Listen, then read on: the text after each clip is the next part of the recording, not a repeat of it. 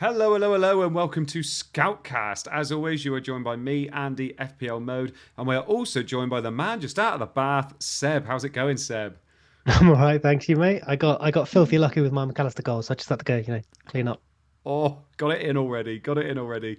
And actually, there's a little bit of kind of, FPL giveth, FPL taketh because, Leeds, yeah.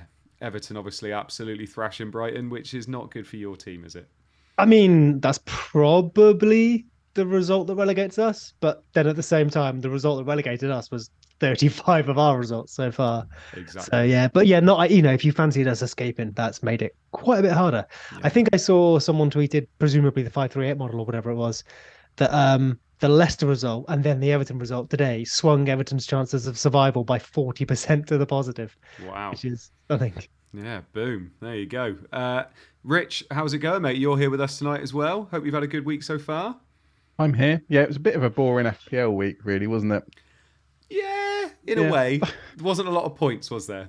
Oh, I guess there was drama actually. So calling it boring is probably a Yeah, misstatement. drama in one of those. You always get those kind of arguments, debates happening about would you rather have 120 points but be 10 points ahead of the pack, or would 10 points better than the average, or would you rather get 40 points and be 20 points better than the average? This was one of those weeks where if you got 40 odd points, you've done very well, haven't you? Yeah, no, it's true. I mean, you could say it's a bad week to have a good week. Yeah, or a good week to have a bad week. Yes, Yeah, people normally say it's a good week to have a bad week. So I was yeah, just thinking it's also a bad week to have a good week because exactly. you're not This even if you've had a good one, you've not gained much. this is what people want when they tune into the Scoutcast. This kind of, analysis. It's a good week to have a bad week and a bad week to have a good week this week. Speaking of our analysis, what we're going to be talking about tonight, we're going to have a look at our points.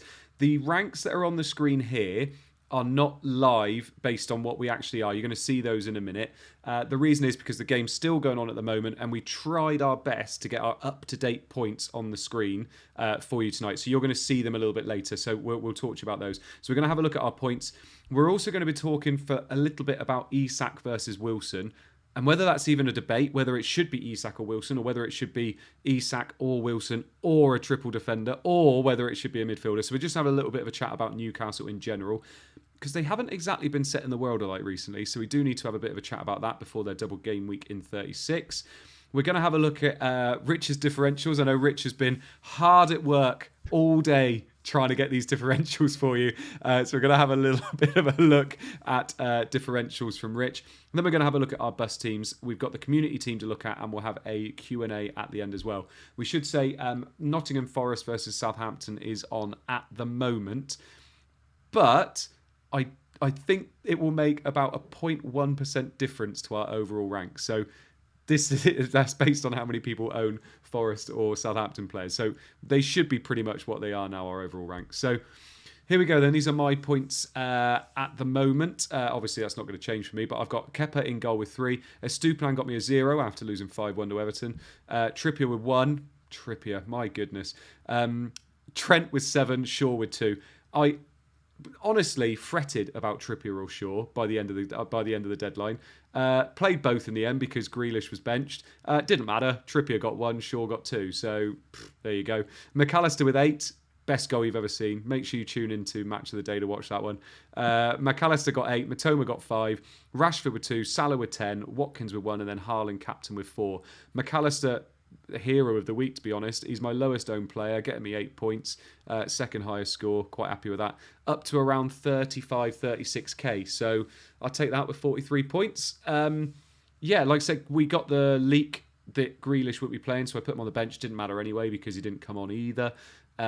Definitely wasn't the most exciting play any of us did with Man City players this week, but we'll get on to Rich a little bit later. No, we won't. We'll get on to it straight now. Rich, talk us through your team. You say it's a boring week. There's definitely some exciting things that happen in your team this week. Yeah, I mean that was the most fun. I didn't realize the most fun I would have would be my transfer because I was pretty set on just rolling. I've ended Yeah. up with 41 points by the way with a steal own goal. But pretty happy with that. But yeah, I was going to roll, but then I looked at playing Botman, but then I didn't want to double up on Newcastle defense, and I had 2 Arsenal defenders. No. So I decided to transfer out an Arsenal defender, purely because I was browsing through some fan forums, and it looked like Rico Lewis. There was a rumor that he was going to start. I spent about an hour, 2 hours until about 1 a.m. researching if I trusted the rumor. It seemed likely. Yeah. Luke, he was the only Man City predictor who said Lewis would start. And it also meant, because he's only 3.8 million, it meant I could easily get to Bruno if I need to without losing Salah, Trent, or Trippier. Nice. That was the main reason I did it. So yeah, I bought Rico Lewis in. He did start. I mean, he was on 8 points until the late clean sheet wipeout. And I mean, he could have had a couple of assists, or he created a couple of chances that Haaland missed. So that was fun. I don't know if I'll ever play him again, though. But yeah. I think my FPL week peaked during that first kickoff. Yeah. Just talk us through the rest of your team as well, because obviously we'll have a bit of a chat about Rico after. Yeah. Well, so yeah, so still got -2, Trent with 7, Trippier 1, Lewis got 2, Saka 3, Matoma 5, McAllister 8 with that brilliant goal. Rashford got a 2, Salah 10. He was my vice captain. Watkins 1, and then Haaland captain. Yeah, I can't believe he blanked, but it didn't really matter, did it? I think the only thing with that was, I think people want Haaland to be the top scorer, so you can be, feel like you've made the right decision. Yeah. But unless Haaland was going to be benched, I was never captaining Salah. No. And when you think, 90 minutes played, City got a penalty as well. He had chances. Yeah, I think a lot of people that went with Salah were maybe hoping that Haaland would go off early, maybe. But I mean, that's absolutely mental that Haaland got nothing. 197% EO as well. It's ridiculous, isn't it? Yeah, I mean, you don't get much higher. I mean, well, actually, we did get higher the other game week, didn't we? When he went above 200%. But yeah, I know at the start of the season, I was captaining Salah quite a few times. I'm kind of just resigned to just captaining Haaland now and forgetting about EO. Yeah. Obviously, you went with Rico there. Seb, I don't know whether you thought the same as me. It's the most I've cheered on a player I don't own in quite a long time. Rico Lewis, 0.1% owned. 2 assists he almost got as well. Almost got the clean sheet. Lovely stuff from him. I know you had a few reservations when Rich picked him, though, didn't you? Oh yeah, I mean, I guess questions rather than reservations, right? Rich has answered one of them already, right? Because there's some budgetary planning in there, which I think makes sense. But I guess so. I'll ask Rich rather than you, or weirdly ask you passively, like passive aggressive third person questioning. I guess the only thing would be like, obviously that's your second City spot, which means you can access another for the double. Presumably you aren't expecting Lewis to start both, maybe even one of those. Is that an issue? Does that matter?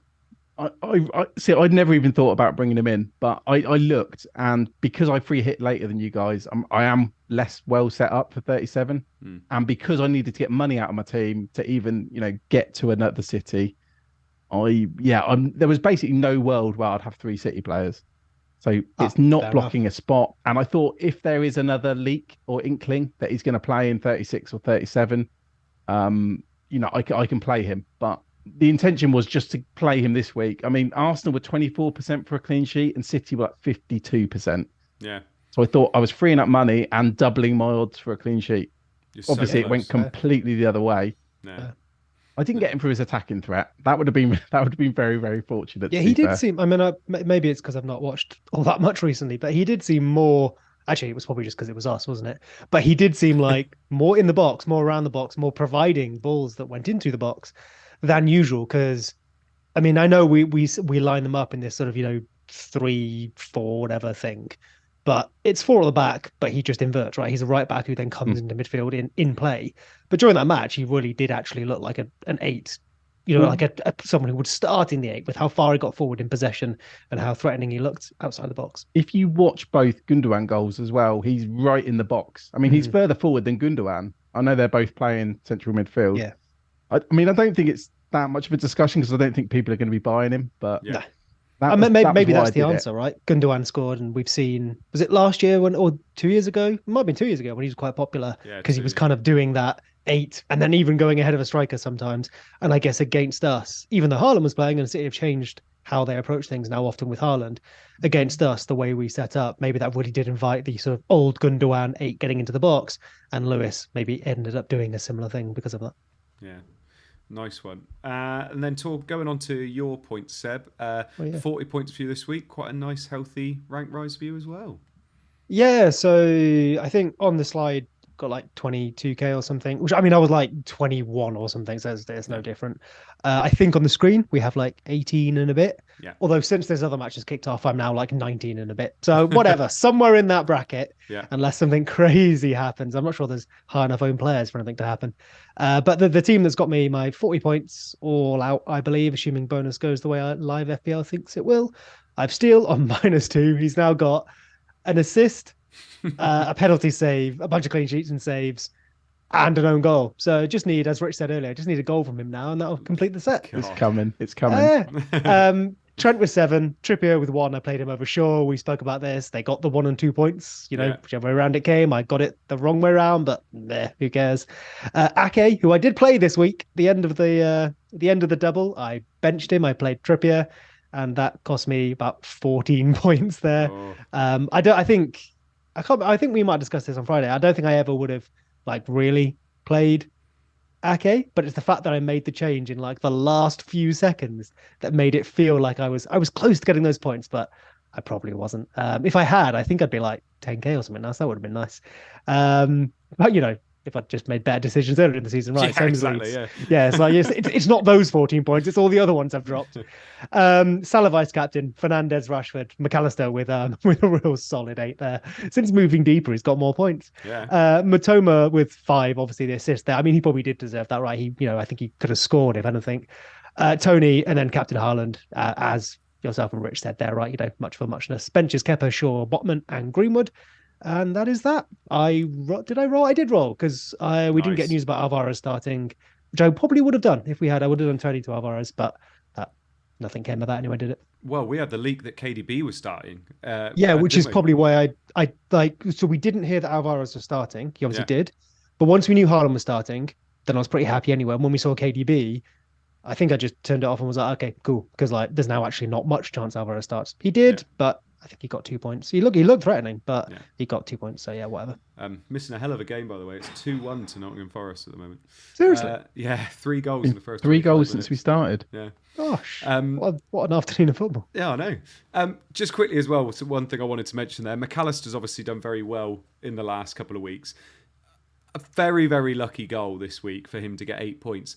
But I must say, every time I'm watching him at the moment, he looks so good. He had one off the bar. He had one close range effort saved miraculously by Pickford as well. He's really getting in those positions, and his stats are ridiculous at the moment. So in no way am I saying you should have picked McAllister over March all those weeks ago, but the swing between McAllister and March, I don't think anybody really could have predicted that. And De Zerbi's even come out today and said March isn't in the best place at the moment. And I think the March injury is probably helped people make their decision that they maybe should have been making this week anyway. I don't know how you feel about that, Rich. I was talking to Baker earlier because he has two free transfers. He had no obvious move to make. He's already set up, and I did even before this game. I said March to McAllister. Yeah, but I don't think it was an obvious move. But I think even when McAllister's been playing deeper, he's getting so many chances, and yes, he was lucky today. But then look at his positioning. If he's a inverted commas defensive midfielder, and he's getting in the 6-yard box, and he's getting shots off, he's on penalties. I think he's a great asset. Yeah. I don't think he's going to be 20% owned next week, is he? No, it's surprising how low his ownership is, but I guess we've all picked our 3 Brighton, weeks and weeks ago, maybe even months ago now. Yeah. And we kind of just stick with them because we don't like sideways moves. There's been a lot of exciting moves, transfers to use. Yeah. But there are teams who are quite well set up now and don't have many moves to make. So, yeah, I think that's quite a nice, easy move to make. And I imagine McAllister's going to absolutely rock it up this week.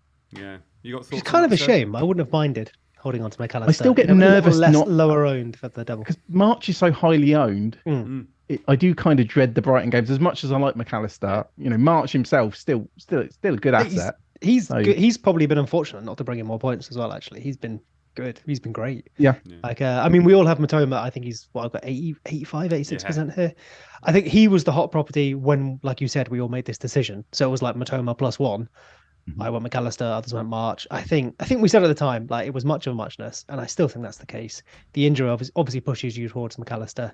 And one thing I did see just before we came on, which I thought was funny, I think McAllister came away from that match with 1 XG, so just a nice round 1. But of course, that is because that one that was kicked into him hit the back of his head, back, whatever it was. If that goes down as a shot, that was like a 0.85 or something. Obviously, I'm not really sure you should take that and carry it. If he'd missed, if it had missed the goal, would it have been a big chance missed? I'd imagine so. Yeah. And I mean, like, it's one of those. So like, it's one of. Don't get me wrong. I'm not saying. I think that's a slight flaw in how we want to record that going forward, which is one of the reasons we say bigger samples, smooth that stuff out.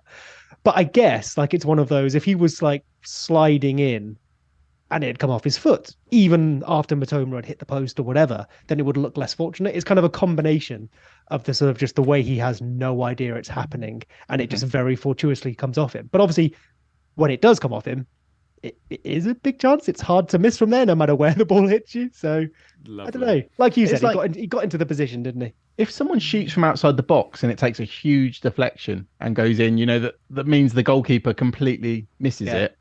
I mean, it is lucky, but you don't see it as lucky. I just think because it was so comedic, it was so funny what happened. Yeah. So I think, in the scenario with the shot, it would be, you'd say he took a shot, so it's not lucky.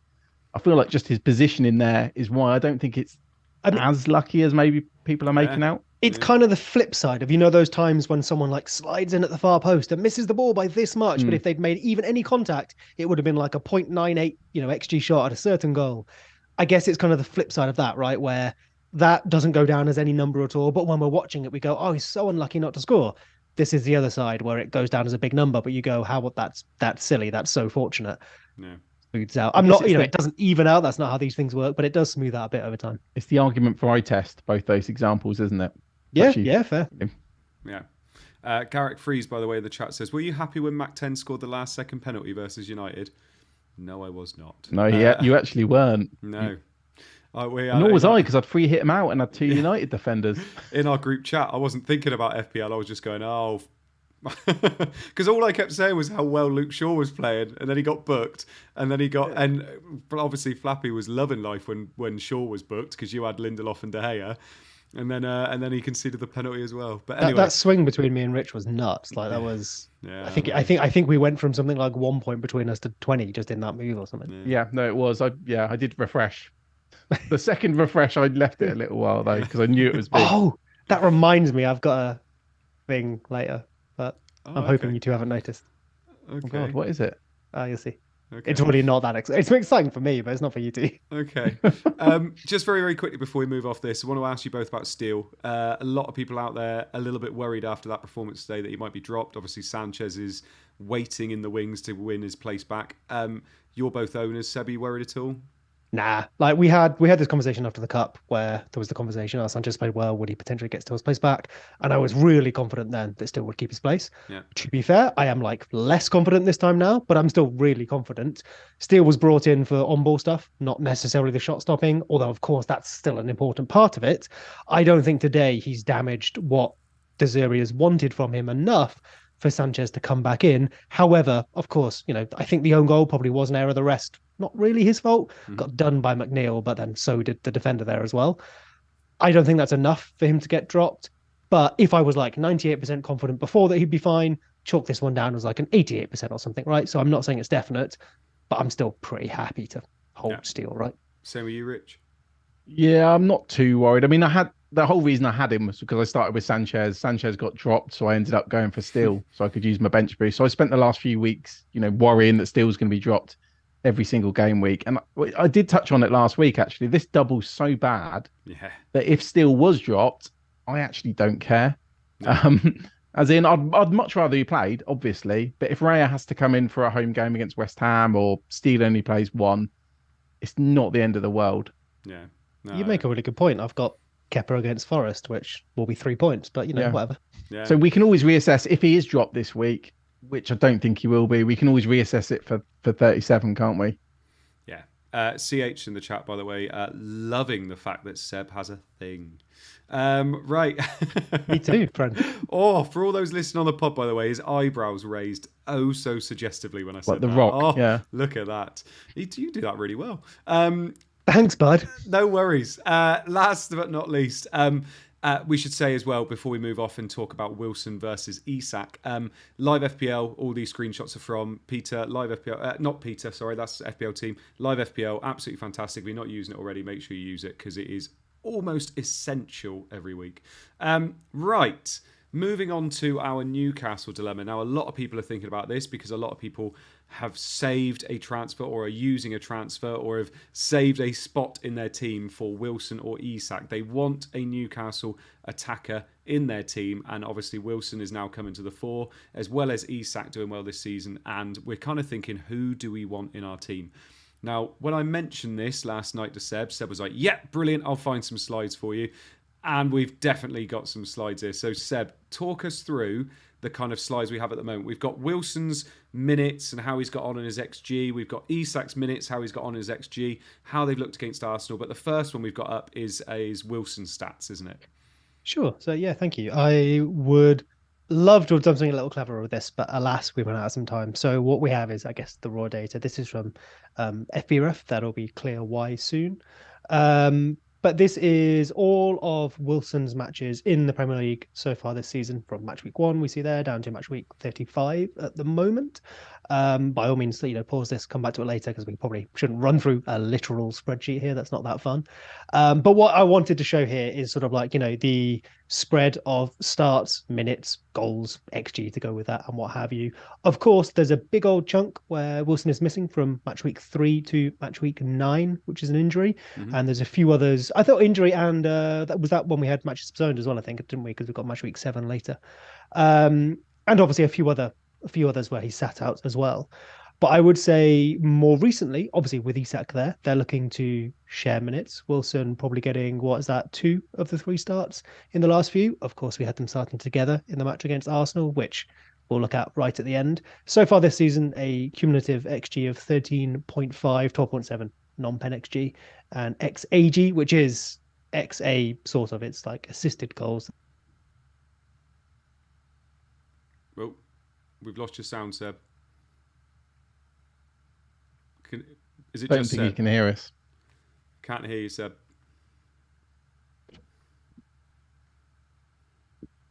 How's that? There you go. Yep. Oh yeah, that's bizarre. Yeah, I feel like this happens too often. I need to sort that. So yeah, we have Isak as well. In the next slide, a little shorter, little kinder, because obviously fewer match weeks there for him to display.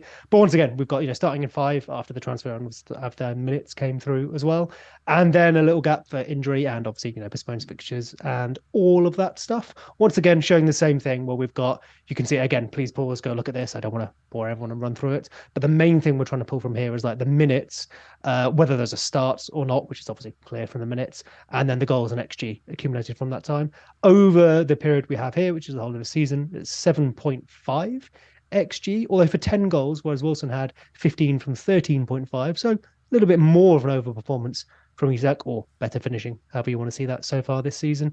6 of those being non-penalty, and then we have 2.1 XAG, again, that's the XA effectively, which is similar to Wilson, but in fewer minutes. I think, however, the sort of more interesting bit comes next. So if you have our little map for us here, so this is Arsenal, which is our most recent match. And while I have this on screen, I don't want to focus just on this, but it provides a nice illustration for what we'll talk about. This is the only, or at least most meaningful match they've started together in as long as I could find, basically. We saw Isak on the left, notionally of a 4-3-3, and Wilson in the middle. I think it's fair to say from looking at this that Wilson very much did play in the middle. Obviously, Isak, there's a few touches hugging that touchline, and we saw that brilliant assist a few weeks ago where, starts at left back, runs all the way down, comes inside. So, we know he can go wide, carry the ball, what have you. But an encouraging number of touches in the penalty area as well, possibly more than Wilson, although it's one match, something going from yellow to red could be just a couple of touches here. So I wouldn't want to put too much on that. But the reason I show this then is because I think it is illustrative also of how they've played when they've come on together. So this is when they started. But what we've seen an awful lot is that one of them will start Quite often, as we saw in the previous slides, that's been Wilson recently, but Isak will come on for good minutes, usually say around about 45 to 65 or so, depending on game state. They will either come on to replace the other one, the one that started, so Wilson will come on for Isak, or if the match isn't going favorably, they'll typically be playing together for the, say, last half an hour or what have you, until the result is secured, and then the one that started tends to get subbed off, obviously, give or take. So what we're seeing here is that Isak will typically be the one that comes on towards the left. There was one match where he did seem to be more centered towards the right, but I think that's because there was another sub that ended up swapping wings and whatnot.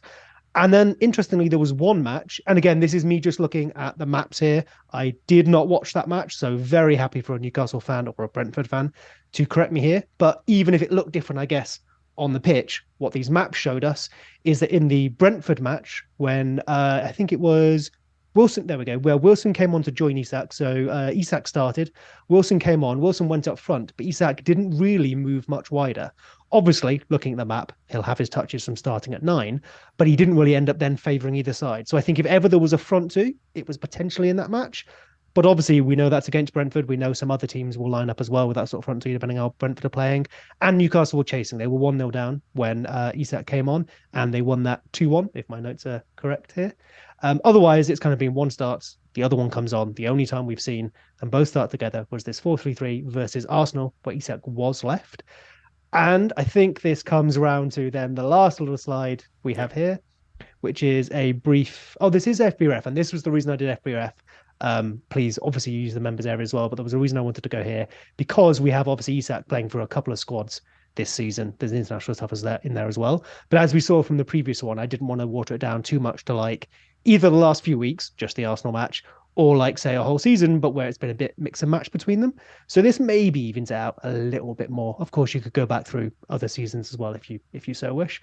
But the main pull away here is we have per 90, Wilson has 0.83 goals to Isak's 0.75.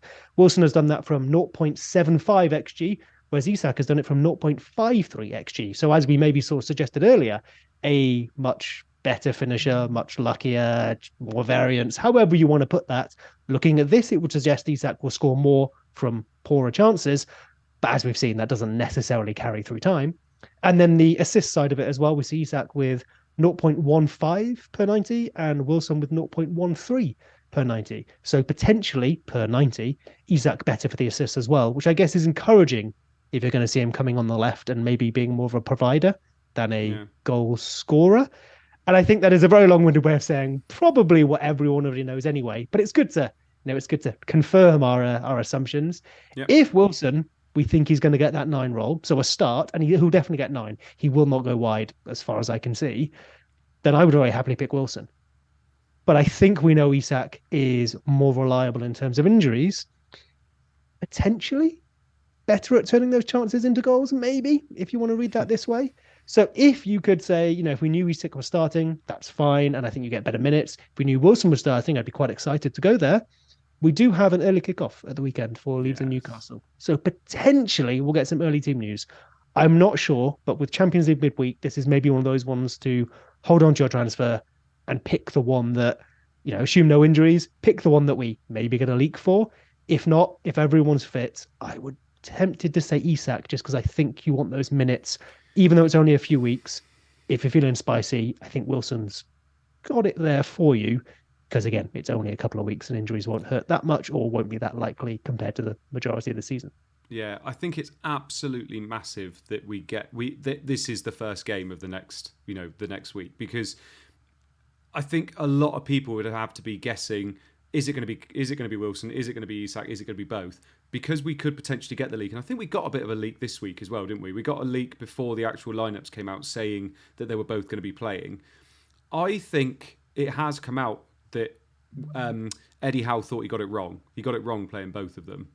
And I don't know whether that's just he got it wrong because they were playing against Arsenal. Obviously, I know he didn't have a lot of choice because Longstaff was out as well, and he's incredibly important to the way they play. And the fact that Joe Linton then had to go in midfield and didn't play left wing, so that meant that Callum Wilson played there and Isak played on the left. But I think that the fact that we're going to potentially have a leak will really kind of make everybody's transfer plans kind of be made for them, if that makes sense. Rich, Seb's just given us all those amazing stats. We've had quite a few matches where we've watched them recently as well. Are you leaning either way or the other? Because I know I am, but I'd love to get your input into which way you're going. I'm leaning towards Isak, but Yeah. I'm not that. I don't want to sound like the party poo, but I'm not that excited about either of them. I'm definitely going to go for it, but there's so many question marks because we've got question marks over minutes. Yeah. There's question marks over who's on penalties, which is, that could be a huge swing as well. So I'm really torn between the two. I just think Isak might get more minutes. I can't get things out of my head. Like when I went from Matoma, I just remember that beautiful goal he scored against Liverpool and that non-assist that Isak got the other week off the bench. Yeah. I can't get that out of my head as well. So I mean, I'm not that excited about either. I feel like it's really hard to get it right. I wouldn't be going for both if you've got two defenders, for example. I'd still, despite the lack of clean sheets for Newcastle, I'd still be happy with that. I wish we did know. We were very close to finding out who was on penalties. And then I think there'd be very little discussion. Yeah. But the way I'm going to play it is I'm going to wait for the leak. This is a shame because this is what happened last week with transfers. But I'm going to wait for the leak. Yeah. Whichever one we know starting, I will go for. Yeah. If both are starting, that's where it gets interesting. Because Wilson would be very tempting. Looking at those slides that Seb's put up. I wish we had more input on the penalties though. His stats are fantastic. I know a lot of people when they conceded the penalty, and obviously that it wasn't a penalty. Trippier was holding the ball, wasn't he? But Trippier does that, doesn't he? He holds the ball and he protects the penalty taker. So they all seem to do that now. Yeah, they do. You don't get that insight into it. Yeah, exactly. So it is an interesting one. I know a few people have mentioned on my timeline, and people have mentioned in the chat as well. Seb, would you ever go for both? So if you only had one defender, if you own Trippier and you had a space for two attackers there, would you go for both? Like, I feel like do you have to own triple Newcastle this week? That's two separate questions, but would you go for both? Would you go for Wilson and Isak in this double game week? I guess I'd try not to answer both. I guess a lot of us are already sort of set partly into where we're going to end up, right? Because a lot of us might own two defenders or a defender and a striker or whatever, so we can't necessarily go from, say, having two defenders to none or something like that, or if we've tripled up, what have you. Yeah. I think if I had a wild card, a free hit, I would probably go two defenders and one of the strikers, and I'd pick the one I'm most confident in at the weekend. So we have for the league so far this season. Now we've looked, obviously a little bit short term as well at Callum Wilson and Isak, which may change as well depending on where they play on the pitch. Isak out wide, obviously he's less attractive than at number 9. For something like defensive numbers, though, a larger sample generally is better, especially if nothing massive has changed. Newcastle are second for XGA, so expected goals against, so far this season with 34.7. Man City top with 25.9. So it shows how stupidly good they've been, how bad Ederson has been, if you like. Brighton, just behind Newcastle, 38.1. And running out the top 4 is Arsenal, 39.2. So some other good defences that we like. We can see that Newcastle are solid. They may well have slipped a little bit since the World Cup. I know Arsenal have. Arsenal were second in this list, I believe, at the time, and Newcastle have now jumped above them from third to second. But that's one of the best defences in the league, if not the best outside of City. I'm very happy to have a couple of players on that, especially one-on-one. One of them is Trippier, who is very capable of putting up, 1.2, 1.5 XA in a game, whether that turns into an assist or not. And then I think the final thing here, then, just a bit of a, sort of left wing thing, literally, is Joelinton. So I know some people have mentioned him. You mentioned a minute ago there whether, Eddie Howe would play Isak and Wilson again together. I guess the thing he maybe loses is some of that off-ball stuff that Joelinton brings. Anthony Gordon, I think on-ball, that probably was an overpayment. Off-ball is probably always underrated. He does do a lot of great work off the ball and probably something Eddie Howe likes out of him. So I think he'll keep getting starts. And we've seen Murphy's been brilliant as well. So there's every chance that he's got the wingers he needs, of which one may well be Joelinton. However, it's hard to separate his numbers from the midfield. So maybe this again is where you want to watch Newcastle. Looking at the last few matches, though, he's putting up like 0.2, 0.3, 0.1 XG, some of which are coming at left wing. He moves into centre mid as well if subs are made. There's one match where he puts at 1.3, which is against Tottenham. He scores a goal in that match. He did start at left wing. So there's a bit of encouragement. But I think my preference would be double defence, one of the strikers, double strikers, one of the defenders, and then like a midfielder like Joelinton or something, if for some reason I had to go that direction. But I'm heavily leaning 2 defenders, 1 striker. Yeah, I think there's a tactical reason that I wouldn't go for 2 strikers as well. And it's the fact you're going to have Haaland and then Isak and Wilson if you go that route, but you're going to have 5 midfielders for 37 as well. Yeah. So you're then going to have to. So not only have you got the headache this week of which one do you captain, because I'm assuming if you go for both, you're going to captain one. You've then got the headache. You're probably going to have to bench one in 37, unless you're willing to just say you've got Solly March and you just decide to switch to a 3-4-3 ongoing. But I don't think that changes much. So I think you're just causing yourself a lot of headaches because you're not going to play them, even though they've got Leicester at home. I think you're going to struggle to play them in 37. Yeah. So that's going to cause pain. And then 38, they've got Chelsea away. I know Chelsea haven't been great, but I don't fancy it that much. Having, Isak and Wilson, you don't know if they're both going to play. Yeah. The minutes are still a bit of a risk. Away at Chelsea, it doesn't seem the best use of funds. So I think you'll be transferring one of them out pretty sharpish. Yeah, I think that's a really good shout because midfielders seem to be where most of our players at the moment. Mm-hmm. So literally locking one of them out of your team that week by having two strikers, I think is a good shout. Well, a bad shout, a good shout to mention it. Seb's mentioned one of the other players you can go for in Joe Linton. I think there's some real value in their midfield in general. You think you've got Jacob Murphy as well. You've got Joe Willock, both having really good seasons, both having good FPL seasons as well. Rich, if you couldn't get to Wilson or Isak, would you go for one of those, or would you go for one of the defenders in Cher, and would you go for Pope? Who are the other players that you could think about as well? It was part of me actually that I was I'm not low on them. I think they could potentially do well. It's a bad double as well. It is a bad double, and I think if my team was set up differently, I'd still consider going for, because I haven't got Cher. Yeah. Still consider going for that third Newcastle defender, even though they've kept like 2 clean sheets in 15 games, something like that. But I wouldn't be put off by that. I'd still be tempted to go for a defender. I'm really down on this week. I don't know why. I don't know if it's the week that's just gone. We've had our bad week. Exactly. Pump it reminds me a bit of Chelsea. Remember that Chelsea Fulham double? Yeah. Like it didn't feel great. No. Was that? Some people brought which one in was 6 doublers for that one, didn't they? Yeah, I did. It was after the World Cup. It was the first double back from the World Cup. So I had 6 of them. And you didn't feel good about that one? Well, we were gifted it back then. Awful. We were given a wild card. You might as well bring in the Fulham and Chelsea doublers. It reminds me a little bit of that. Like Brighton's double's awful. Yeah. Newcastle, it almost feels like the big one is Leeds, isn't it? That's why the league's so important. But I do think there's a discussion. I'm sure we'll get onto it later of captaincy between Trippier and like Isak or Wilson. Yeah. And a player I really want to have and haven't been able to get to is Cher. Yeah. If you could, no, I'm not going to do it again. No, you're going to do that. Oh, dude, it was right there. So before we move off this, then I want a definitive answer from both of you. Seb, if you, and I mean you will be, same as me. Which one would you be going for? Regardless of the leak at the moment, if we don't get a leak, are you going Wilson or Isak? Isak. Ooh, Rich? If there wasn't a leak, I'd go Isak because my team's set up that way. Yeah. Isak for me as well. I just prefer the minutes personally. And there's also no guarantee Wilson isn't going to get, injured at some point. If we do get a leak... Isak's not exactly... No, injury free, is he? But Wilson, 2 games in 4 days. It'd be interesting to see how many minutes he gets in those. I think that's Thursday, the more 5 days. Sorry. Yeah, the turnaround between the double and the next game week is the risky one. Yeah. Yeah, because when I was talking a minute ago, I think I mentioned obviously their injury histories, etc. But if anything, it's not the actual risk of them getting injuries in 3 or 4 matches.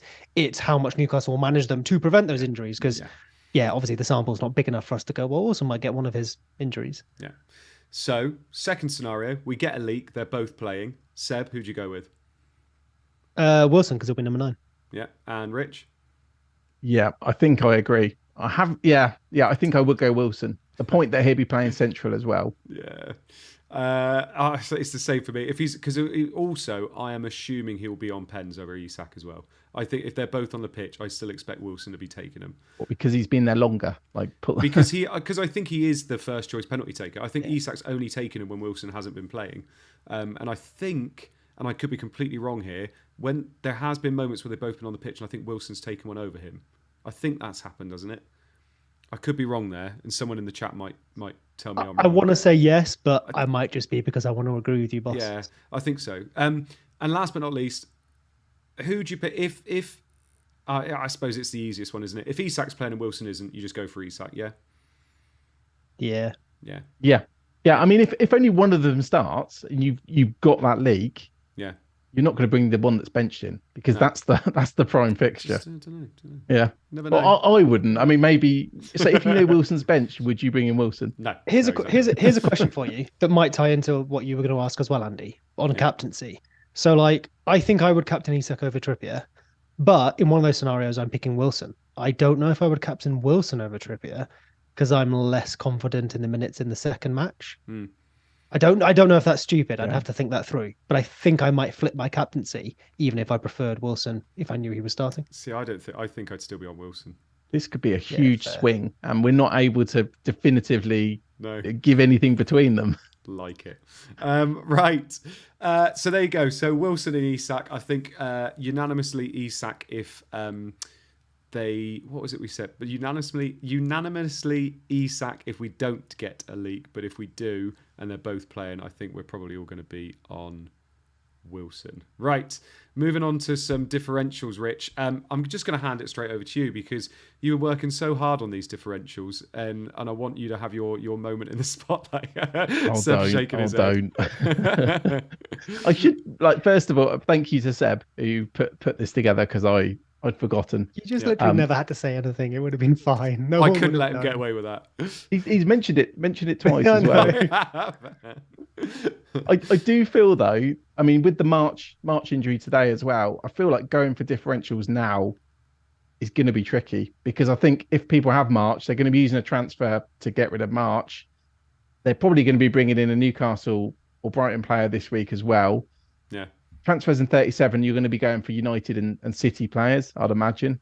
And then game week 38, everyone's looking for that magic bean, as Praz put it earlier in the week. So yeah, there was a couple, and I did mention them last week. We obviously talked about Kane, didn't we? How Kane had become a differential. Yeah.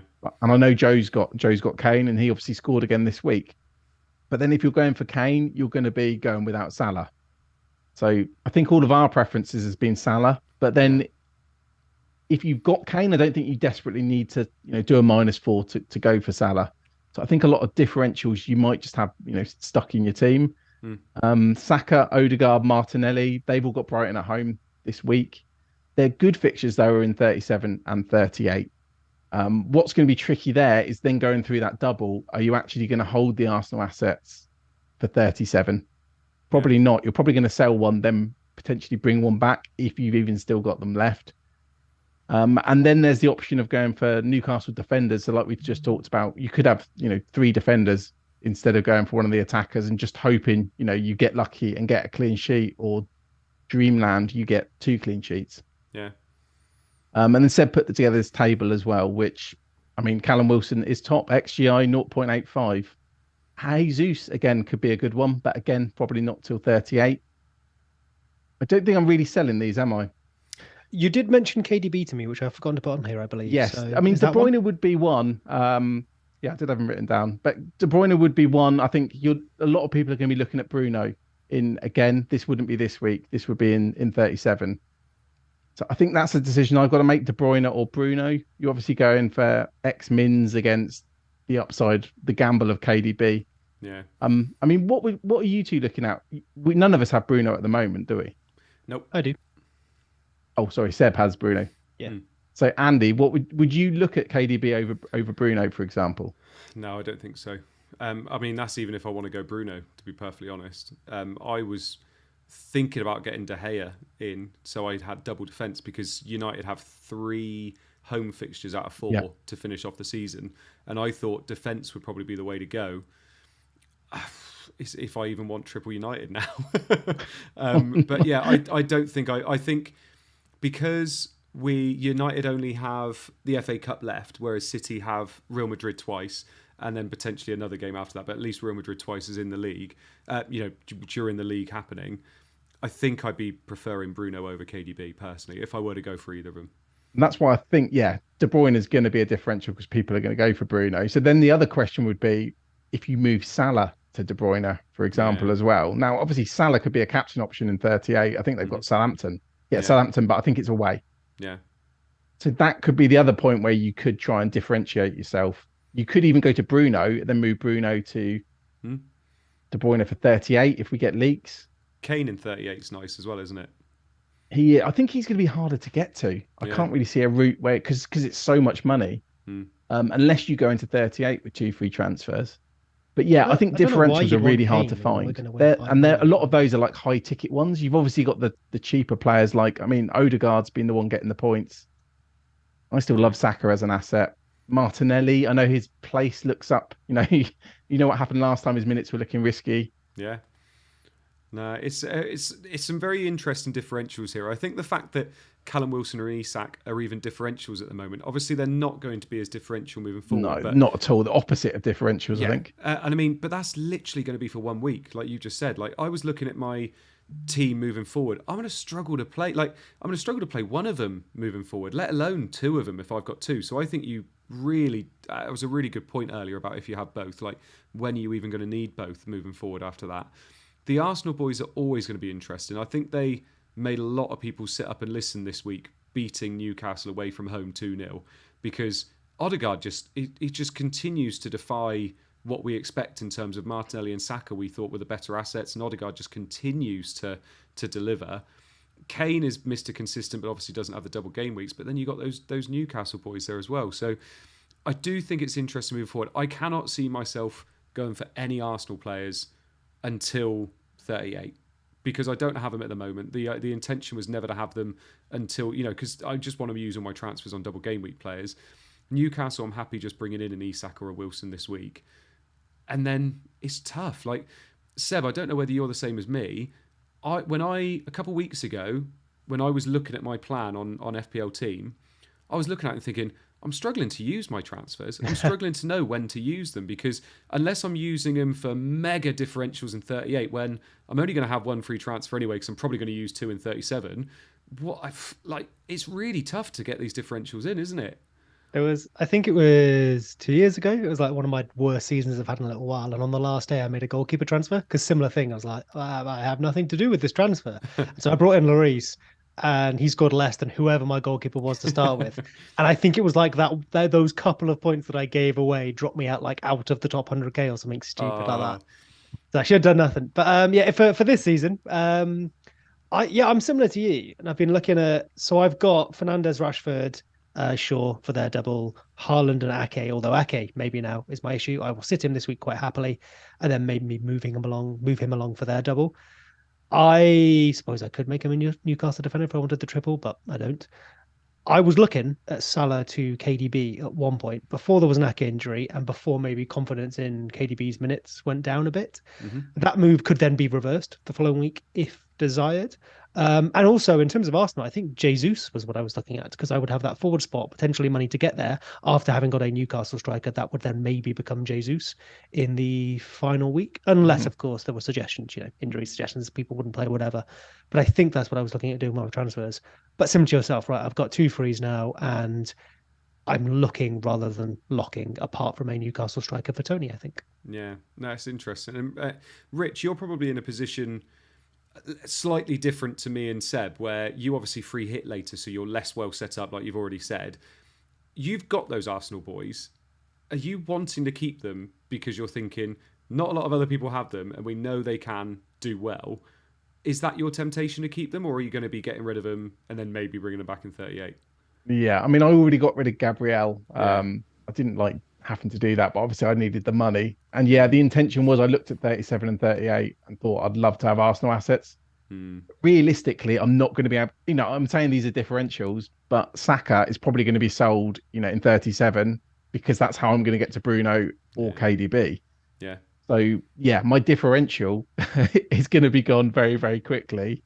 I mean, maybe I'll look at bringing him in for 38 again. Maybe not. And I guess if I do that, I'm sure a lot of other people will be doing it as well, because we know that Arsenal are playing. He's on penalties, all the stuff we talk about Saka all the time. So I imagine if I do it, it's because it's a popular move. We've got a leak that he starts, because that's going to be the key thing in 38. We're going to be able to go for these punts. Yeah. But we're going to be waiting for team news right at the end again, aren't we? So I think probably the biggest differential for the rest of the season is going to be this week. and it's going to be our captaincy. Yeah. And I think that's going to be because we mentioned there's going to be big swings. Yeah. I do think there's a lot of options. I mean, we've not even mentioned the Brighton players. No, I don't think we will. Oh, No. or maybe we will, but their fixtures are bad. So Yeah. I feel like Trippier, Wilson, Isak, or even going for someone like Salah, like a single game week player, that's going to be a huge differential. So we're going to have a little bit of a look at our bus teams now, and I think captaincy we're going to start talking about captaincy when we look at them. So this is my bus team at the moment. I've got Kepa in goal. Lol. Who's got Nottingham Forest at home. Got Raya on the bench who's got West Ham at home. Like, they're a bit of a toss-up between the two, really. Then I've got Estupinan, Trippier, both have double game weeks. Trent, Botman, double game week. McAllister and Matoma, both have double game weeks. Rashford, Salah, Grealish and Haaland at the moment. It says Haaland captain. Yeah. Then I've got Shaw, Watkins and Greenwood on the bench. Watkins will become either Isak or Wilson. And at the moment, I am pretty sure I'm going to be captaining whichever one of Isak or Wilson I bring in. That's the way I'm looking at the moment, I think. I think that Leeds fixture is nice. I think even the Brighton fixture isn't too bad. I don't think Brighton are a steel trap at the moment. I think they can be scored against. Maybe even a few more than just 1, 2, 3, 4 goals. So I think that's not too bad. That's not me. That was me thinking before this happened today. I was not expecting 5-1 today. But I'm looking at it again and I'm thinking, right, I'm going to do Watkins to Isak. Who the hell do I bench? Who do I put on the bench if I get Isak in? Because I've got Estupinan, Trippier, Trent, Botman. Botman's probably the most benchable out of those four. I was talking to Flappy before we even started here saying, maybe Estupinan's quite benchable. Arsenal away, Newcastle away. How much am I really expecting? But obviously he's got a double game week. McAllister, Matoma, Rashford, Salah, Grealish. I'm expecting Grealish to play because he played 0 minutes, but obviously against Real Madrid, he's probably going to get quite a few minutes. Haaland, I'm not going to bench. Shaw, I'm already benching, who's got Wolves at home. And then I've got Watkins, who's turned into Isak or Wilson. I've got to play them. It's really tough. This is where I was saying I'm struggling to use transfers a lot at the moment. I was thinking I was going to get rid of a goalkeeper and bring in De Gea, but I think I'm probably going to leave that transfer 1 week and have 2 transfers in 37. So I'm very, very happy with how this is set up. Very happy I've already got McAllister, didn't have March. That was obviously something that's happened that I don't have to deal with now, which is nice. Got 2 free transfers to use. Definitely getting Isak or Wilson in, but it's just, a bit of a benching dilemma if I do that. Seb, you look like you're itching to say something. I just realised as you were talking, like I was looking at this and I thought, oh yeah, you've lined up fine. That's, okay, benching Shaw, but that's fine. Of course, yeah, if Watkins is going to become a Newcastle striker, I guess Trent. It's because you haven't got the Brighton goalkeeper. But if in terms of like the points you'd expect from these players, because you can't bench your goalkeeper, which would kind of be, so for me and Rich, we've got Steele. So obviously that Estupinan spot is who I'm benching. I think it would be Ake for me or whatever. Yeah. Because you don't have that, you're benching Shaw already. He's probably quite close to Trent in terms of expected output for this match. Yeah, I'd absolutely play Trent over Shaw. But when you've got to play Isak or Wilson, I guess it's Grealish or Trent. And I think I'd play Grealish. Unless you thought he wasn't getting minutes, I think I'd play Grealish. Yeah, and this is the thing, and a lot of people in the chat are saying, easy, Grealish. Yeah. When I was looking at the actual team, I didn't think it was that easy a decision. Because when I was looking through, and again, 3 weeks ago I was looking at this and thinking, God, this is going to be a nightmare in this week. And obviously the Real Madrid game, we've said it before, Grealish is in the first choice team for City now, isn't he? So he's going to be getting the minutes against Real Madrid. So is he going to be getting the minutes against Everton away from home? Maybe not. So maybe he is the person to kind of drop out. No way am I going to be dropping Trent. I think Trent's an absolute lot. Yeah, just genuinely, like I've seen people suggesting it, and I just don't see that at all. So I'm guessing Grealish will probably be the one to drop out, and then Isak or Wilson come in. Captaincy is interesting though this week. Really is interesting. I don't fancy any of the Brighton boys. I really don't fancy Trippier or Botman, obviously. But I do think Isak or Wilson's fine. Salah's fine as well, I think. I think Salah's a really good pick for a lot of people. And I know Rich has already mentioned that. Before we move on to your teams, because obviously that's going to distract us a little bit from the captaincy chat. Seb, what's your kind of straight away, what are you thinking for captaincy at the moment? I know we're quite a few days away from actually having to lock in, but what are you thinking at the moment? Oh, I'll do, if I get a Newcastle forward, it'll be one of them. Yeah. Isak. I think I said, didn't I? Yeah, I'd be more confident in Isak than Wilson, if not Trippier. The singlers aren't terrible. Like Salah's, I think you said, didn't you, that Salah might be a decent option. But yeah, I think it'll be a Newcastle player for me. In the team I'm going to have in a minute, I've got my vice on Mac. I guess I wouldn't hate that. Not the greatest fixtures, but he scores penalties and he scores off the back of his head on the floor. So what's not to like? And Rich, what are you thinking of captaincies? So I'm on Trippier at the moment, and obviously we'll get to my transfer bet. It's going to be one of the strikers, probably. I have even considered, and looking at your team, if you didn't have 2 free transfers, you could even consider going without a third Newcastle. Yeah, I know. Yeah, I'm on Trippier at the moment. I feel like it's very close, and that's purely because we know he's going to get the minutes, or I'd make a good assumption he's going to play, 180 minutes in the double, and then just hope to get, a clean sheet. He has no goal threat. I know he scored a free kick against Man City earlier in the season, but it's all assists. And it's just hoping to spike that lucky 12-pointer. Yeah, nice. Couple of points in the other one. You're laughing, 14-point captaincy. I was looking at Salah a bit last night, and I think it's just because that game's away from home. It puts me off a little bit. Yeah. Going for that. And I think we haven't seen what's happened in the Real Madrid game, but I think it would actually be one of the rare weeks where I would consider Haaland captain if it wasn't in the middle of their 2 most important games. Yeah. I think genuinely, normally I always captain doublers. I think Haaland could have twisted my arm if that wasn't the case. Well, let's have a look at your team then, Rich. So just talk us through what your best team's looking like at the moment. Okay, so I'm going to have to load my actual team up. Okay, here we go. Steele in goal, Botman, Trippier captain, and Trent. So 3 at the back. Like Seb mentioned, because we've got Steele, and this is why I got accused of talking to goalkeepers a lot, because I had Sanchez then Steele, so that, it caused less bench headaches.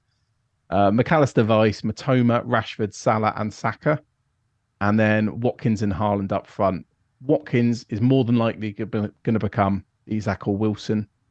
My bench isn't too bad, as in I've got Solanke first sub, Zinchenko's at home to Brighton, and then Lewis is third sub. I wouldn't even mind playing Watkins against Tottenham. Yeah. And I genuinely have wondered, could I just roll and have 2 free transfers next week and go against Newcastle? But I did similar. One of the reasons I didn't finish top 10k last year was because I decided to just avoid Richarlison. Yeah. And then he went. So it's a big risk, at this stage of the season. I'm, pretty happy with my rank. So I think I'll actually mainly be doing it to protect myself. Yeah, I think that's sensible. Yeah, I think honestly, if I knew which one was on penalties, or if I felt more confident in minutes, I think I'd be a lot more excited about this. Yeah. But then I think we'd have 180, 190% captain. And that's why we're not going to have that. It's going to be spread. Yeah, no, which is good. That's what we want. Yeah, yeah. And I don't think if I have 2 transfers next week, it's not really going to help me because I'm already penciled in Saka to Bruno. Second transfer, maybe I could get in Luke Shaw. But then I'd much rather have Isak or Wilson this week, to be honest, than saving the transfer so I can get Luke Shaw in a double. Yeah, nice. I'm totally honest. Yeah. Right, Seb, talk us through your best team so far. Bruno's already in there for you, obviously. Yeah, nothing too exciting here. Steele in goal. Kepa, I guess, comes in if Steele sits both of those for reasons. Trent at the back, Trippier here at the moment. That's because I've made my transfer. Botman joins him at the back. Salah, Fernandes, Rashford, McAllister with the vice captaincy, and Matoma. And then Tony up front. West Ham at home, I don't hate actually. When I saw that lined up, I was like, oh, that's not bad. And then obviously bringing in a doubler is better though. And Haaland as well. Probably the one time this season he hasn't had the captaincy or the vice captaincy anywhere near him.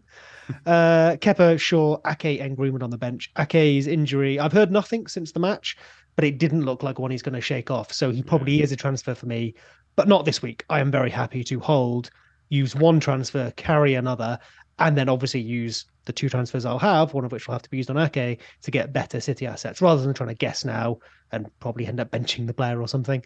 So Tony to Isak or Wilson, probably the former, who will become my captain, I think. Lovely stuff. Nice and simple. Lovely. And then we got the community team. Please tell us one of us is beating the community team now. Seb is. Yeah, that was I didn't even sell it very hard, but I probably oversold it anyway. That was the thing. Yes. Yeah, so the community team is doing wonderfully, I must say. They are. When I took these screenshots, they were 22.2k. It'll be a few hundred either way or something, right? But they're low 20s. They're doing strong. Kepa in goal, Trippier, Trent, Estupinian, Fernandez, Grealish, Matoma, March, Salah, Isak, Haaland captain. Shaw will come in for Grealish, I believe. Then we have Raya. Shah managed to avoid that, -2 on the bench.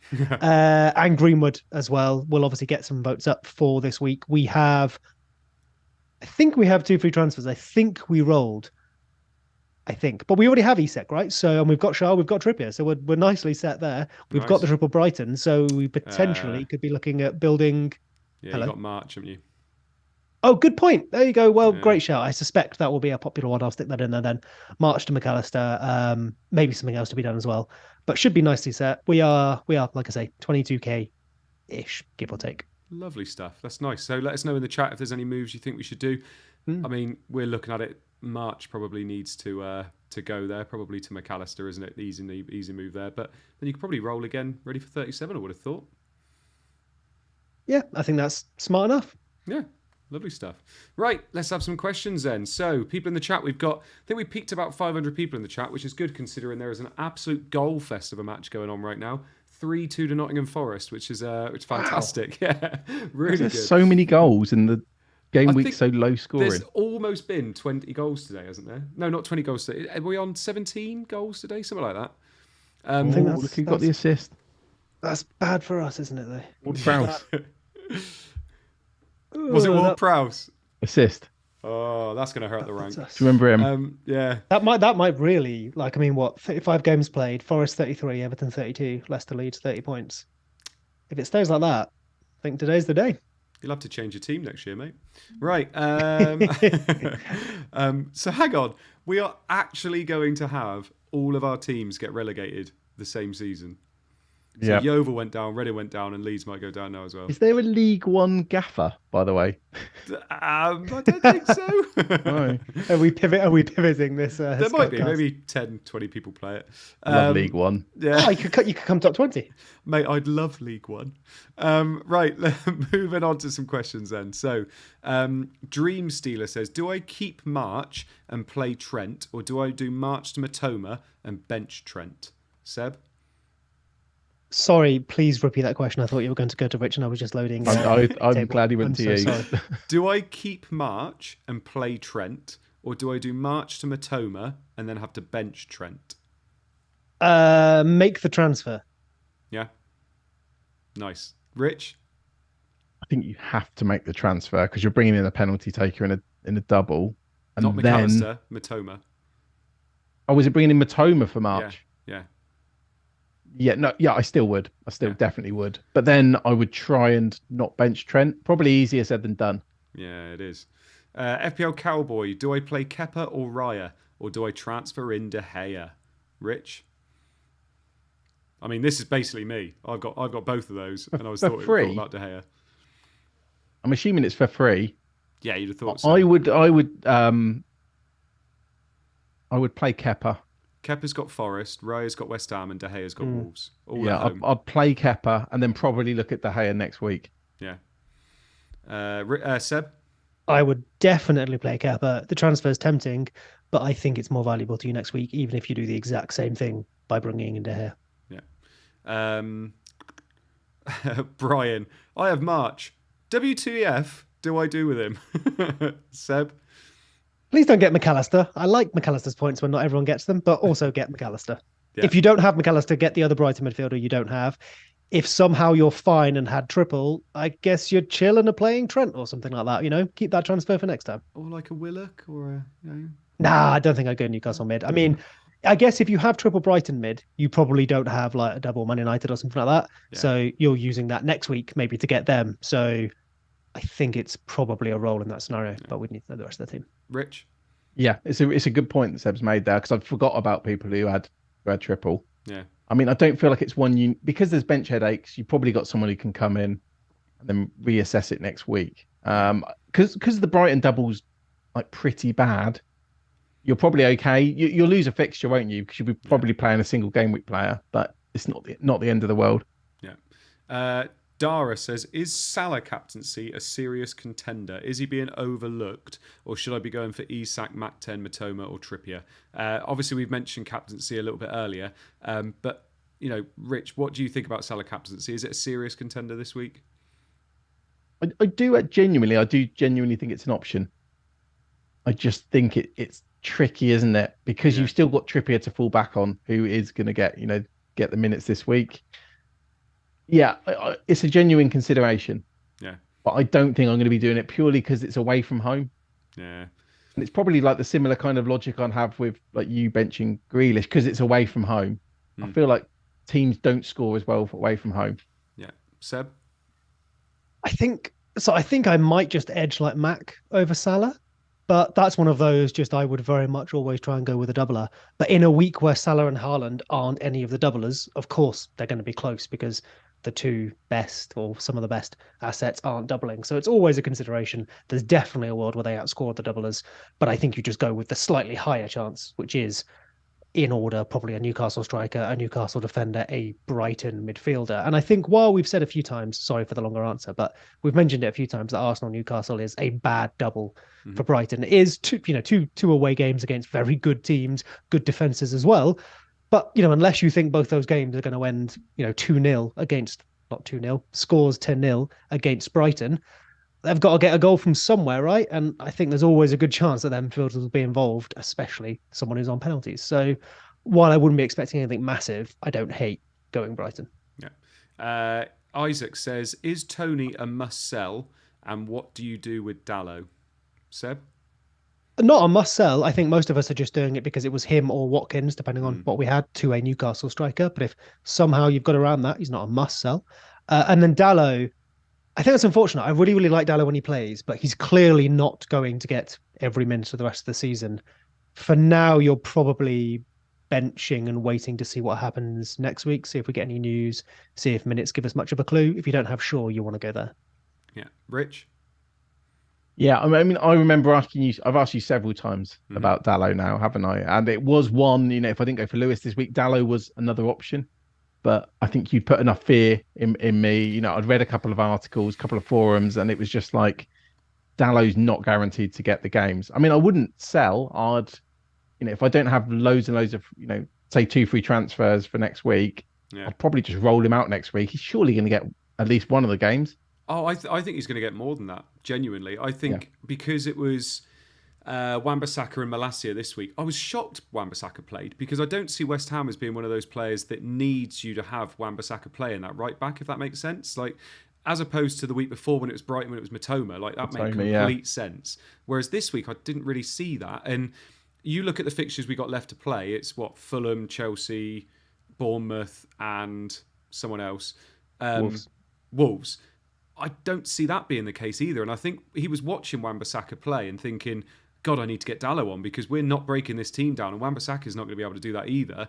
I would not be surprised if Dalot plays 3 out of the 4 last games. So if you were going for someone like Dalot, I think that's absolutely fine. I think if you've already got him, I think that's a fine person to have.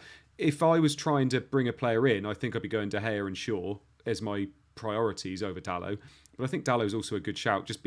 I wouldn't be surprised if he does miss a game in that run because I think Dalot and Wan-Bissaka are probably, 2 of the people that are going to play most of the time, and then Malacia is there. But Shaw's got that left centre back role nailed on until the end of the season now. So I was going to ask actually because I did also look at Lindelof briefly, but then I saw Varane could be back by the end of the month. It was all a bit vague. It's weird that because they keep saying that with Varane, but then anytime it's mentioned on Sky Sports, they say he's out for the season still. So I personally, with the fixtures we've got, if top 4's secured, I don't see why we'd play Varane.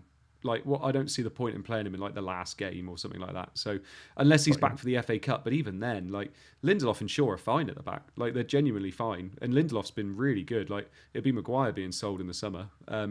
So yeah, I think Dalot's fine if you've got him personally, but. Right, lovely stuff. Thank you so much for the people in the chat. Like I said, we peaked at about 500. If you have any other questions and we haven't got round to any of them, just let us know on Twitter and we'll try and answer some for you because we all do try and answer back when we can. Right, thank you so much. Rich, I hope you enjoyed yourself tonight, mate.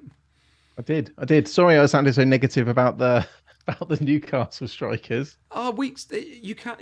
Some weeks are like that, though, aren't they? Like you can't always be going, yeah, get them all in. They're all going to get points. If you feel like it's not going to be that kind of a week, you've got to say it because it just means that people might not be going all out for it.